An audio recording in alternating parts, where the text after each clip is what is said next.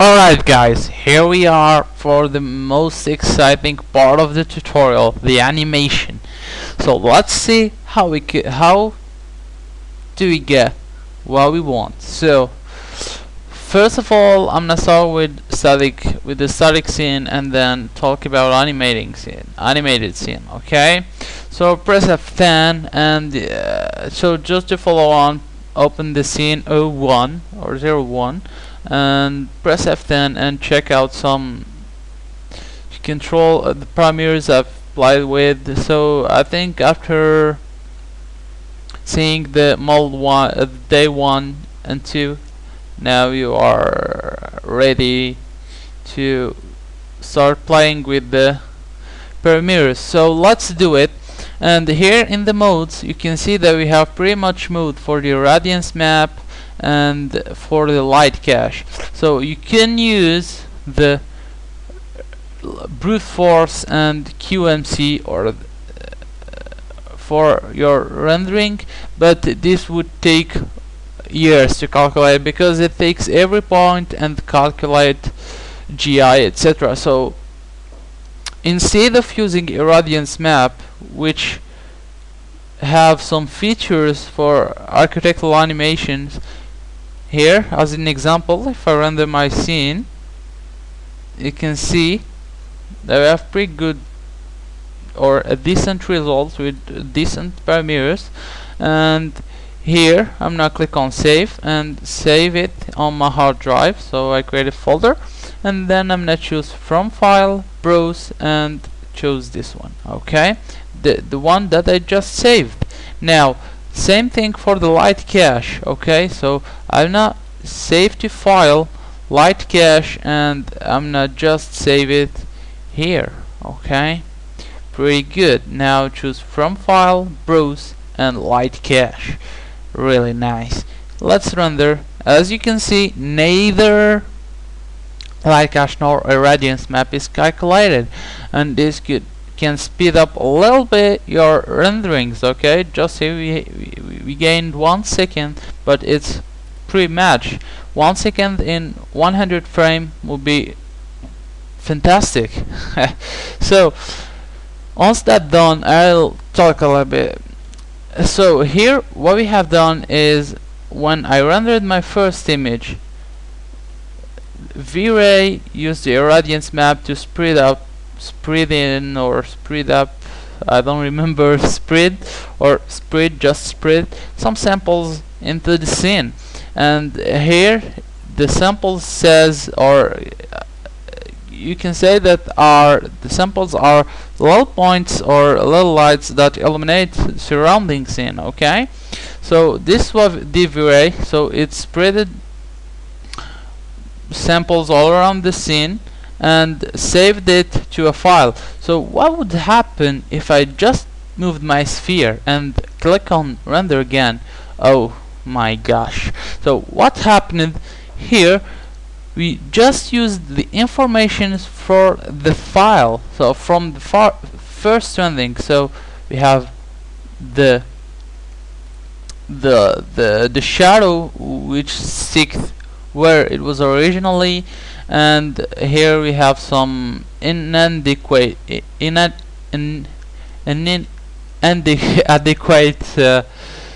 non-adequate rendering. Here, as you can see, we have some problems there for lighting and it looks a little bit weird.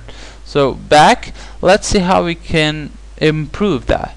So I'm gonna use a really cool feature which is incremental add to current map, and what does this do is at each frame samples are added to the existing map only where necessary. What this means that V-Ray will every nth frame calculate the GI. So what this means again, so we have some objects here, okay, so some objects, and what we can do now, what V-Ray will do is that it will spread some samples, but just in the angle of view of the camera to be more clear. So let's do something. Go here and show samples, okay, show samples, render again. Okay, here are samples. So what happened is, so Vray spread a lot of samples here, but didn't spread samples behind the scene. Okay, behind the sphere. Okay, so if I change the view here, what you would see is all a new samples spread out. So as you can see, this would be pretty cool and pretty efficient. So back to my panel here. As I said, it's based on nth frames. And what does nth frame means? So for example, some of you have think or said, I think, that do I have to calculate a radiance map for each frame? Do it on single frame and that's all. What I can say, so the incremental add to current map mode is based on nth frames. And for example, if I move from the 0 frame to 1 frame, which is really tiny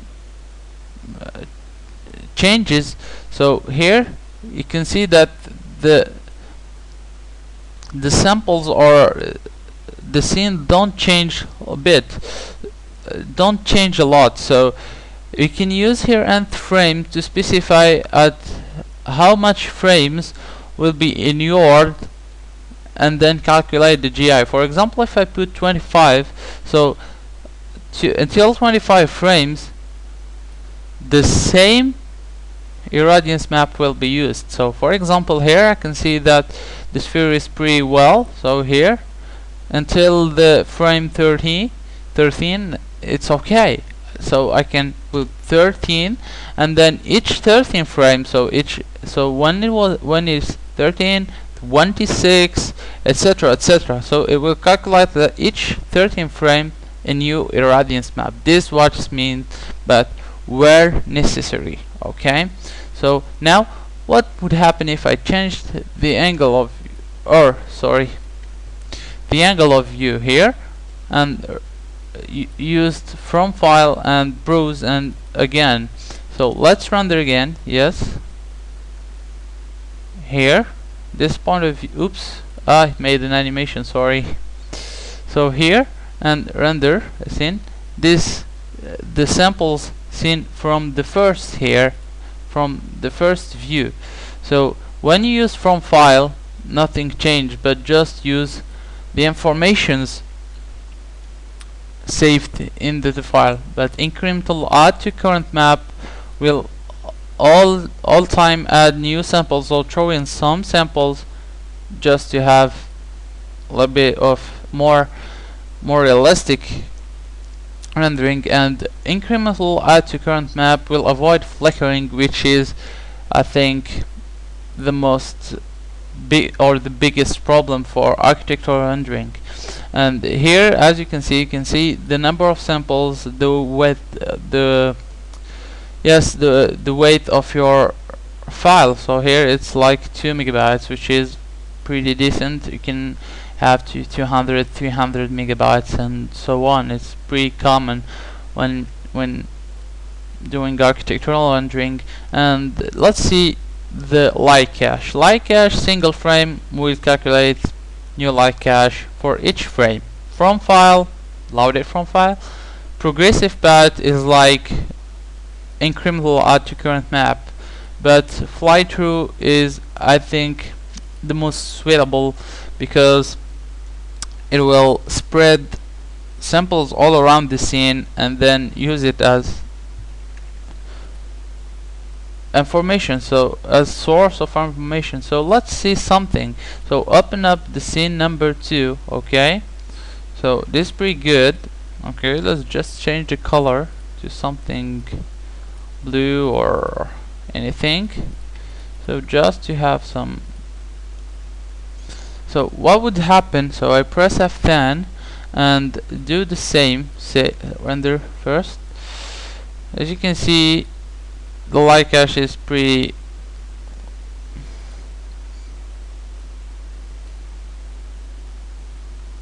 long to calculate, but once it's done, we get pretty decent result. And let's save this one.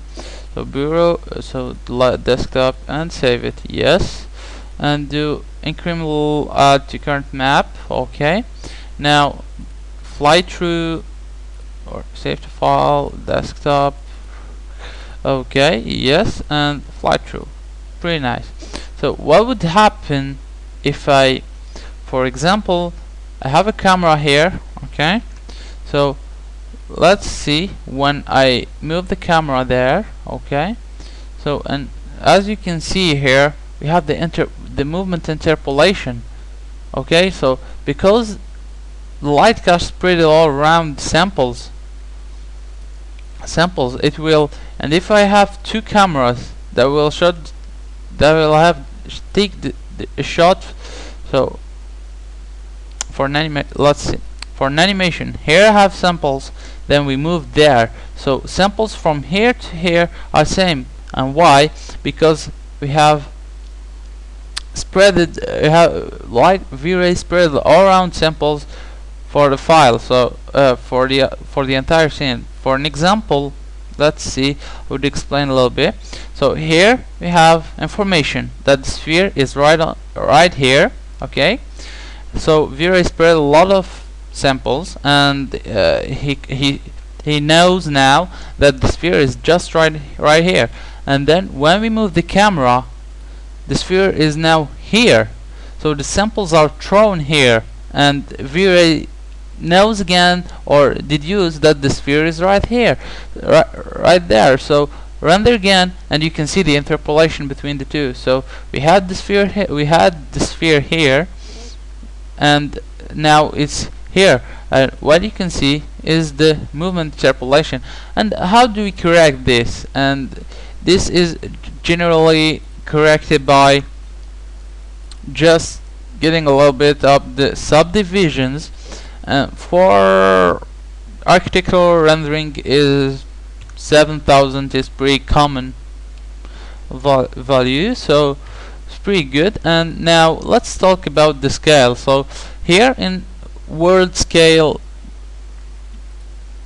is very useful for architectural scenes, because it will spread samples around the entire scene and not only on the viewed point, okay. So for when I use screen, it will just throw samples here, just on this part of the screen, okay.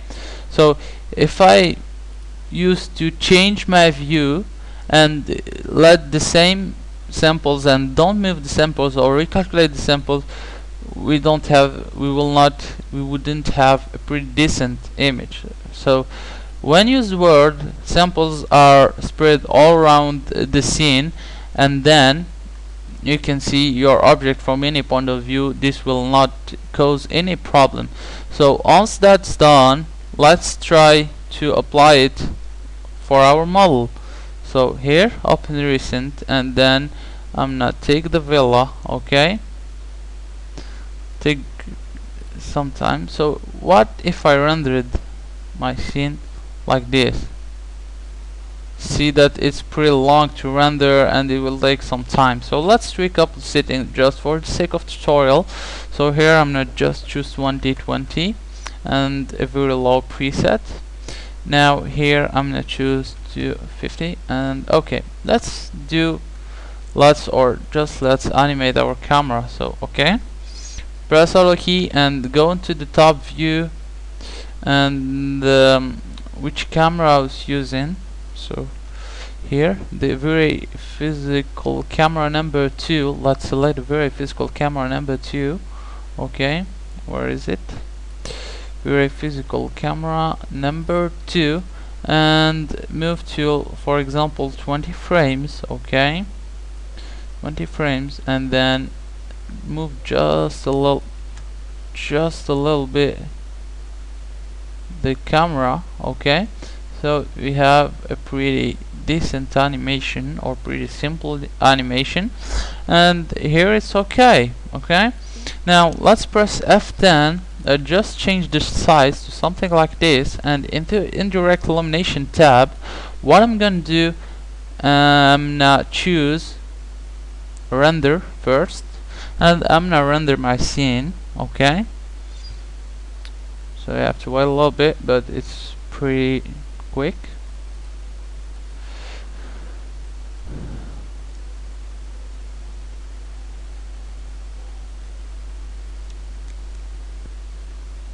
Oh, let's wait a little bit, and this would go.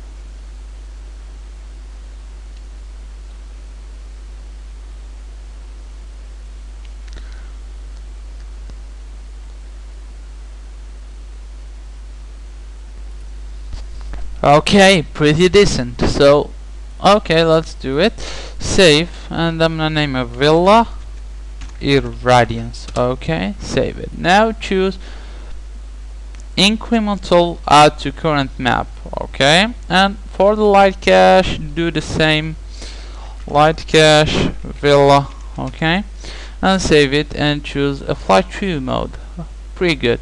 Now let's talk about the auto save. What this do is it will save your irradiance map and light cache on render end.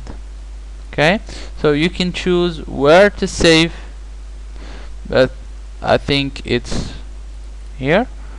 Yes. Okay, and same thing here. Browse, choose light cache Villa. Yes, and okay, pretty good. Now let's do a render, and as you can see, the render is much quicker or faster than it would be when using light cache, and because here it's loading it from the file and adding more information when necessary, so where necessary. So I think it would take a little bit less, so it took 36 seconds later. Now it took the same second, so it's a little bit faster, but now it's pretty the same. So let's go to the common and active time segment and choose here maybe like, so let's see, it don't change really, so I'm gonna choose every 5 frame. Active segment, I'm choose range from 0 to 20. Okay, to 20, and I'm gonna choose file here and desktop, pure desktop, and let's name it, for example, villa.mov, so QuickTime format, and okay, and just do a render, and you'll see that it will be faster than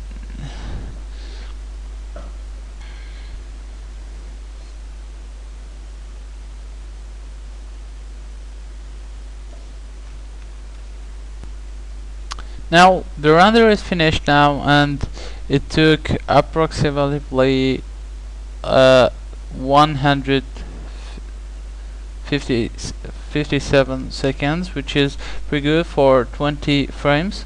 So imagine just if you had 200 frames and used nth frames like 25, and you get pretty nice result. And as you can see here, it's less than 1 second, but we have pretty nice rendering here. We have no flickering, and lights and materials look pretty well, so it will be pretty quick. But I just, for the sake of tutorial, use this. You can also put it to 100 and see that the animation would be really impressive or pretty cool. So here for the files, I could choose Villa01, okay, and do a active segment and do every nth 5 frames. So okay, and render again. Okay, render is finished. Now let's see what we have. So I'm gonna close this and open up this one. Oops, sorry. Open with the QuickTime Player. So, and as you can see, we have pretty decent animation, and it's real. Well, I have some flickering here, but it's because of the settings that are just too low. But in generally, it's well done and it's pretty good, as you can see. Really nice. So here we just figured out how to use the end frame. Now let's do it really good. So here our irradiance map is done, and it's about 2 megabytes. So save and Villa irradiance map all. Okay, so here and choose from file and browse for all. Okay, same thing here. I'm gonna save to file and all, and choose from file, browse, and choose all. Okay, here it is. So back to single and try to render to see if it's okay, if the light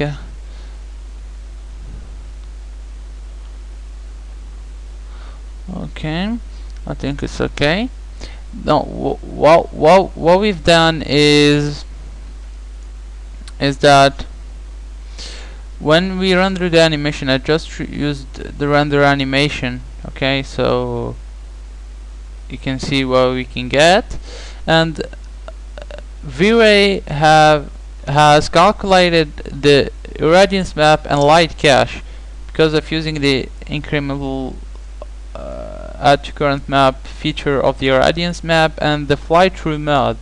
So here the render is pretty well, and it don't calculate at all the light cache and the irradiance map. So it loaded directly from the files, which is really good to improve the speed of rendering. And there's a little trick here, so you can use this and try to animate your scenes. So here when you use fly through, and here you can change to world and fly through again. Okay, so fly through, and here also you can use the multi-frame incremental. So at the start of the rendering, the irradiance map is reset, and then each animation frame incrementally adds detail to the already computed map. Where necessary, this mode is suitable for fly-through animations. So let's do it, and here in the V-Ray, I'm now in the global tree to choose don't render image. So here, let's do this and click render, and it will render the light cache. Okay, and it won't render the final image. So here I'm gonna go to active segment from 0 to 100 and come over here, and this is and world. Okay, fly through and render. So we're gonna render all the animation. Okay, so just with light cache and the irradiance map. So V-Ray will get the information, save them. Okay, and as you can see, it's getting quicker. Okay, and this is a lot of feature I really like. So here it is. You can see it's pretty quick.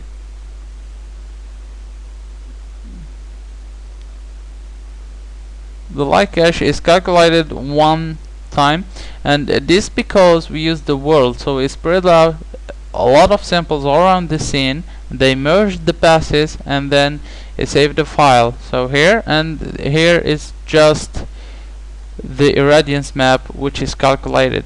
So here it is once it's finished. So back to the indirect illumination. I'm gonna save the file to light cache Villa all. Yes, and choose from file, browse, and Villa light cache all. Same thing here, and choose from file and Villa irradiance. So why did why did I not talk about multi-frame incremental first step? Because it was just to inform you about lot of modes, because in the theoretical part we just talked how it would work for animating a scene with this kind of techniques. So here I showed you a technique that I commonly use, and in the first part it was more theoretical, and here it's practical. So multi-frame incremental is pretty much like incremental logic current map. It's pretty much the same thing. Okay, so don't worry, and it's the same. So if you use multi-frame or incremental logic current map, this will be pretty good because it's based on nth frame, but it's okay, you can use it as you want to. So here we have the same thing, fly through, and because you use the world, it's calculated one time. Okay, so here the nth frame you can set to 5, and here choose save the file as it is, and choose 2 for example, and active segment, and render, and let's see what we would do.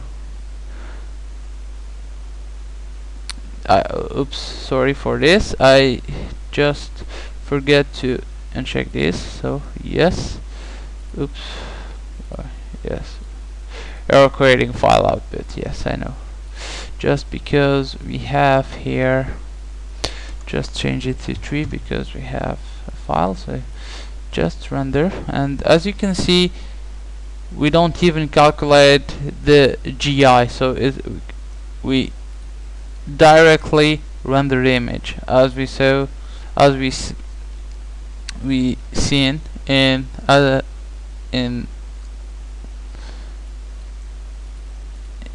first rendering of the image. So, and it take between 30 seconds to, and it's a little bit faster, but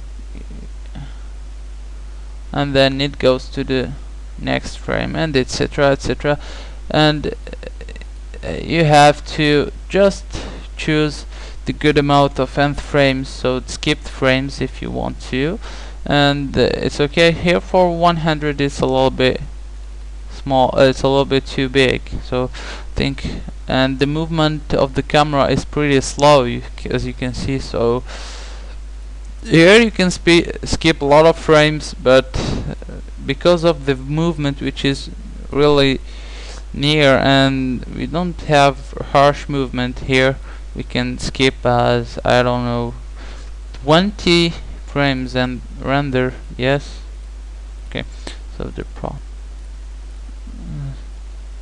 here we have just 6 frames, which is pretty decent.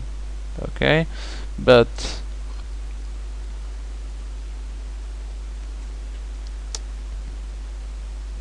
so here's the render once it's finished, and it's pretty good. So let's talk about a little bit, so before seeing the results. So as I said, the more your camera movement is small and slow, the more you can skip the frames. So, and the most is rapid. So for example, if it was something like this, as you can see, you can skip a lot of frames. Why? Because for example, if you skip 3 frames or so, you'll have something that goes directly to here, and then here, and then here, and something really harsh. And if it's slow, you can skip 5 frames or even more, 15 frames. Will not notice something, but okay, so this is pretty good. And what would happen if we didn't use this kind of settings? So if I use single frame here and single frame here and switch back to screen, what would happen is that it will calculate GI every time. So here I start rendering, and as you can see, it's calculating GI, or so light cache and radiant map every time. And because we're using such very low settings, so you can't really notice how they could improve your rendering. For example, if it was like 16 by 13 and 1000 there, okay, or 2000, and render. As you can see, it will take more than 32 seconds. As you can see, only the light cache will take 45 seconds. And when we use this such settings as incremental and multi-frame incremental, so this will make the render more faster and improve it. So the flight through will and world scale will throw samples all around the animation or the timeline, so always make sure you have the right timeline before doing this, because it considers the timeline as a source of information to spread samples. So always this will spread samples all around the scene and then save them to a file that you have now to load, okay. And same thing for multi-frame incremental or incremental edge current map. They throw samples to the scene. They throw samples into the scene. They save the file, and they kept in memory. They keep in memory, so on your RAM, the information about the audience map and the light cache, and then you can save it on file and then load it. So if we took something rendering like this, will take years to render, okay, but now using these features, this will make rendering more faster, okay. So as I said, oops, sorry, the settings here are just too simple or too low. You don't really see what's going on. So here, as you can see here, it takes a lot between 45 seconds, so much time than just the rendering of the image. So the image render takes 36 seconds, and with light cache and radiant map, this will take some time. So I hope you learned something, and you find my tutorial useful. So I hope you'll make a lot of architectural animation now, and I hope you enjoyed the tutorial, and thank you for watching. Thank you so much, and see you for another one. Bye.